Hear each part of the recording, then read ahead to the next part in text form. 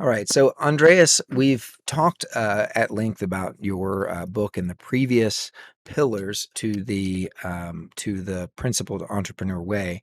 And today we're going to talk about the pillar. I guess it's four, which is entrepreneurs always seek win-win solutions. So, principled entrepreneurs always seek win-win solutions is the pillar we're talking about.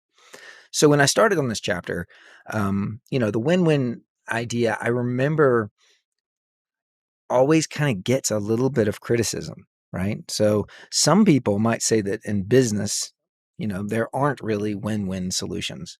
What is your response to that? So, in the words of Friedman, who I quote right at the beginning of the chapter, the most important central fact about a free market is that no exchange takes place unless both parties benefit. It's the definition of a win-win. The confusion is twofold. The confusion is a misunderstanding of self-interest and selfishness. So, self interest, you come to my diner. In my self interest, I'm going to ask you how you like your eggs. I make them just the way you like them. Why? Because it's in my self interest so that you come back, right? That's a self interest uh, exchange. If I were doing the same thing with a selfish exchange, I would come, it would be the sort of the Seinfeld, soup guy, where you come in and I say, you have the eggs the way I'm telling you how to have them, and or else I'm going to throw you out. That's what I win and you lose. That's a win-lose. That's a selfish exchange. It's more selfish to have a transaction done at the DMV than it is at an average diner that has 10 other diners around them. What I mean by that is in a free market where people have a choice of where to go, they won't buy anything unless it's to their benefit. And the person who sells it won't sell it unless it's to their benefit. And therefore, they both act in self interest, and that creates a win win solution. It's one of the greatly misunderstood concepts of the free market. So that's the first thing. Yeah. So the fact that people don't understand the difference between self interest and selfishness. Self interest is a good thing. The second misunderstanding is that people say, well, this is not happening now. And then they come up with an example where somebody cheated somebody else. And yes, that happens in a free market because people have the freedom to do good or to do evil. Except in a free market over time, the reason why you know about this is usually that goes away over time. The freer the market, the lower the selfishness, because if people don't come back to buy from you, then you can't continue in your selfishness. So, Right. so you can't use a few times where this happens as an excuse to throw the whole thing away.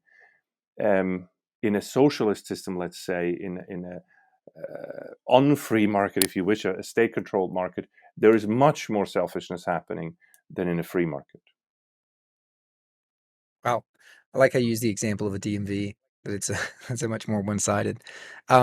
Now, when you're talking about selfishness versus self-interest, it makes you think of what of the kind of common fallacy, which is the zero-sum myth about business. Yeah.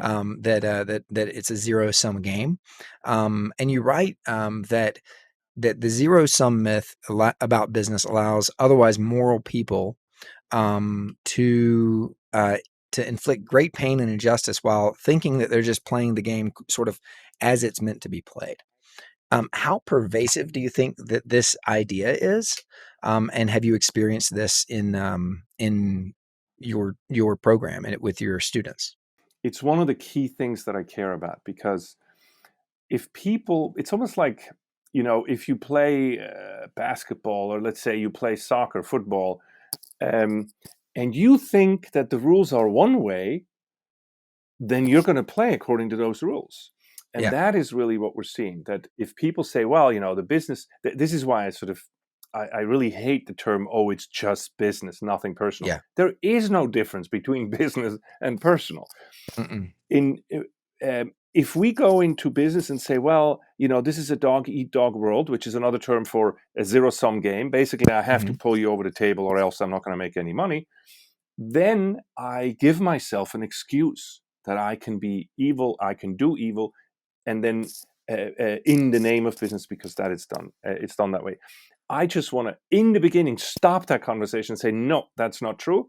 Business is actually inherently a force for good if it's a free market where I have to please you as a customer, and you have to, and as a customer, you have a choice of where to go. But me as a seller, I don't have to sell to you. You as a buyer, you don't have to buy from me.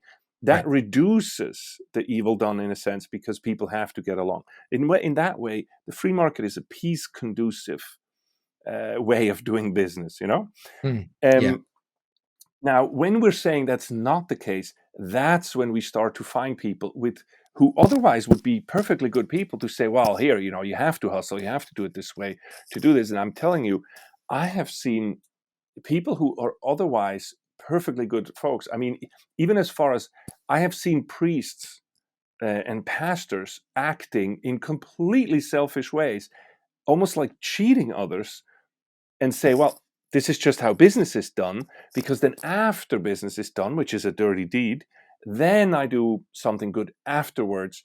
Right. And what irks me about this is the misunderstanding as business work itself as a good. If you Right. have to make up for business after you're done with it, you're doing something wrong.